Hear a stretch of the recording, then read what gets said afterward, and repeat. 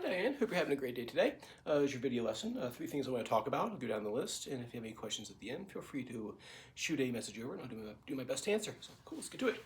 So the first thing is continuing our work on bar chords. One thing you can do, I think we did it a lesson or two ago, but using first finger extensions to get that bar finger nice and strong, so that way when you go to do bars, you can do them, right? So, excuse me.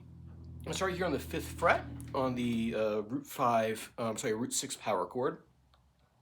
So I'm gonna put this chord right here. So I have my ring finger here on the 7th fret of the 5th string, and I have my pointer finger here at the 5th fret of the 6th string.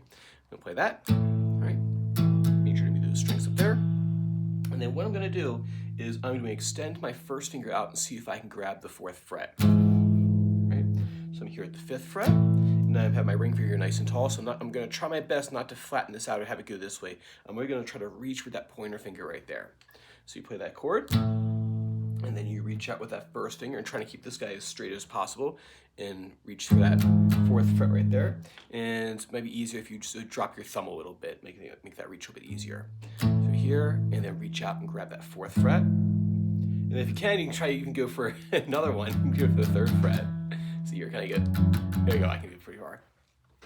Okay. But the important thing is making sure you keep that ring finger nice and tall for that when you reach it. So it'll strengthen up that first finger.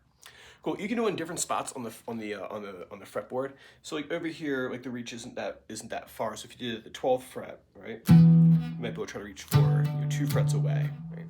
But if you're down here in the low position, say if you were here on the 3rd fret or 2nd fret, that's a much bigger reach. Those are also worth doing as well. So try in different spots on the guitar. If you're up here in the higher position, see if you can reach for 2 frets. If you're down here in the low one, just reach for 1. See if you can go from 2nd fret to 1st fret, to the biggest stretch you're gonna have. Cool, do that for me. And then number 2 is something we can do for Green and Dumb. You said that you wanted to learn a little bit of the solo, so let's do that. The first thing before learning the solo, however, is learning the scale that he's using in the solo.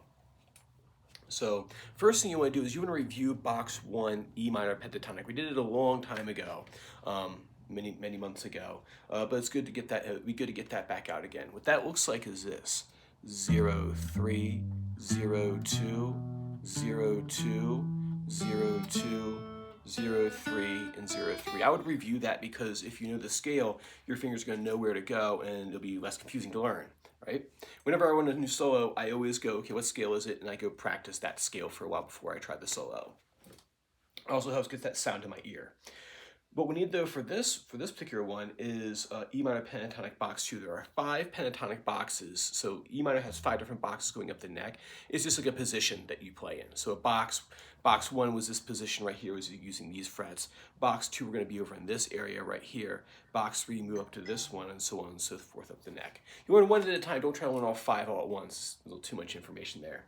So with box 2, it's going to be 3 5 2 5. There's another first finger extension, by the way, and then 2 5 2 4 3 5 3 5. A lot of the lines that he's doing in the solo are based on that box right there. What I would do is first just memorize it, so that way you know where your fingers go, and then I would try different soloing techniques with it. What that means is, so say for example, in the solo there's a lot of slides. We want to practice doing slides with that scale. So I'll put my middle finger here on the 3rd fret of the 6th string, I'll hit that, and I'll slide it up to 5, right? Remember, the hand comes along for the ride. You hit it, and you slide up the neck. Then you go down to the next string, to the 5th fret, or sorry, to the 5th string, 2nd fret, hit that, slide up. Remember that the hand is coming along for the ride. So when I hit that, here, watch my hand, right? My thumb comes along for the ride, so my whole hand moves as 1. Next string down, same thing, 2 5, then 2 4, 3 5, 3 5. I would try that with different fingers, like one day do it with the ring finger, one day do it with the pointer finger, one day do it with the middle finger, one day do it with the pinky, right? You should be able to do all of those. You also might want to do hammer-ons as well with that.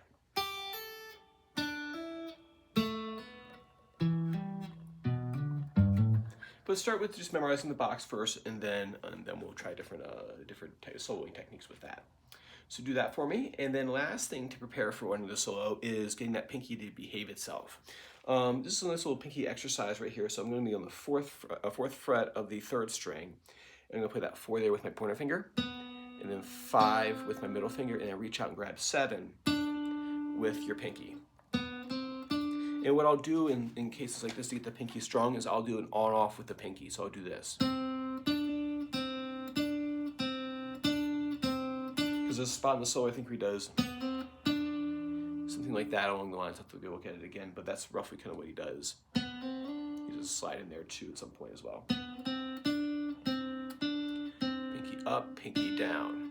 Do it slow because it takes way more muscle control to get that pinky up and pinky down than it is if you just flick your finger back and forth. It takes way more control. Cool, so work on those 3 things and also working on green and dumb as well. And then when you're in the studio next week, we'll go ahead and start working on the solo for it. Awesome, if you have any questions, let me know. If not, I will see you the same time next time. Bye.